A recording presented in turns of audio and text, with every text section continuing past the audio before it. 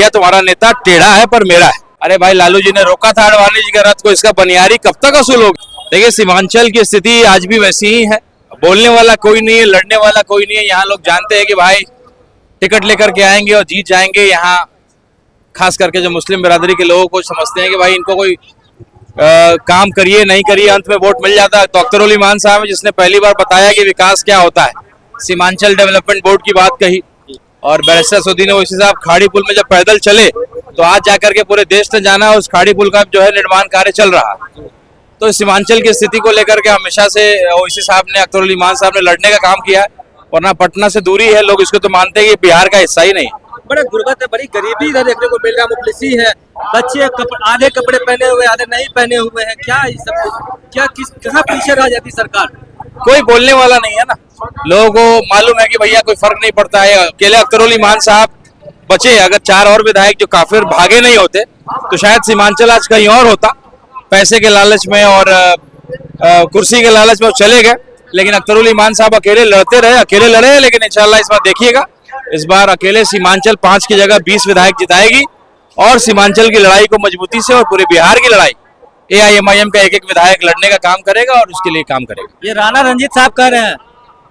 बिल्कुल, इसमें राणा रंजीत सिंह बिल्कुल कह रहे हैं, और मैं ही क्यों, तमाम हिंदू मुसलमान एक होकर के ऑपरेशन सिंदूर में जिस तरह से हमारे बैरिस्टर साहब ने हम हिंदुओं का सीना चौड़ा किया, मुस्लिम भाइयों का सीना चौड़ा किया, उसके बाद तो एक एक आदमी इस बात को मानता है ये कट्टर मुसलमानों की पार्टी नहीं है, कट्टर देशभक्तों की पार्टी है, कट्टर संविधान को मानने वाले लोगों की पार्टी है।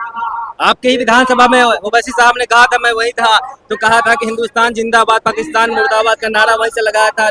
कुछ हद तक हिंदू वोट भी अब आने लगा है आपके पास? बिल्कुल आने लगा है, और हर एक आदमी अब सम्मान करता है। पहले हम लोग जब इस पार्टी से जुड़े थे तो दूर की बात छोड़िए, हमारे घर वाले लोग ही हमसे नाराज रहते थे। लेकिन आज एक एक आदमी कहता है कि भैया तुम्हारा नेता टेढ़ा है पर मेरा है। देशभक्ति के नाम पे कोई उंगली नहीं उठा सकता है। जो कट्टर देशभक्त होते हैं, RSS के लोग, उनकी हिम्मत नहीं है पाकिस्तान को लताड़ने की, लेकिन हमारे बैरिस्टर साहब शेर है, उन्होंने लताड़ा। RJD आखिरकार आपको साथ में क्यों नहीं ले जाना चाहती है? क्या कहाँ कमी रह जाती है उनको अपने MY समीकरण की चिंता है।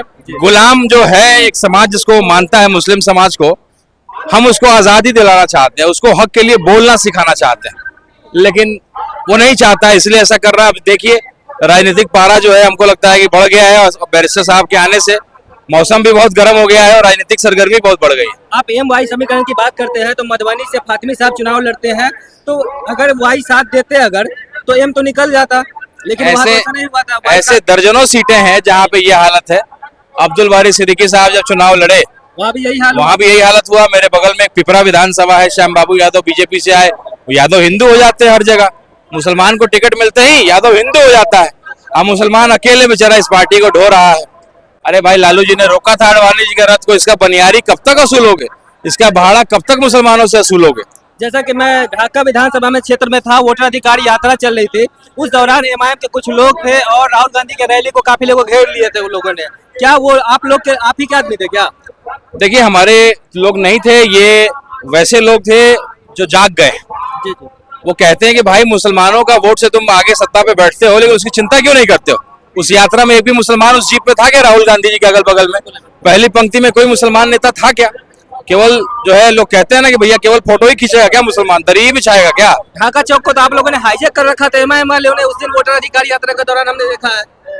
हाईजैक क्या कर रखा था? लोगों की अपनी अपनी बात थी। हम नहीं चाहते कि भाजपा जैसी सरकार दोबारा आ जाए।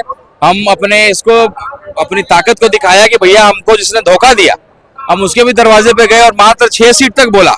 लेकिन 6 सीट छोड़िए महाराज, 1 सीट भी मांगिएगा तो RJD वाले नहीं देने। अच्छा, ये आप जो जिस तरीके से प्रदर्शन कर रहे हैं MIM वाले, क्या तरीका सही था?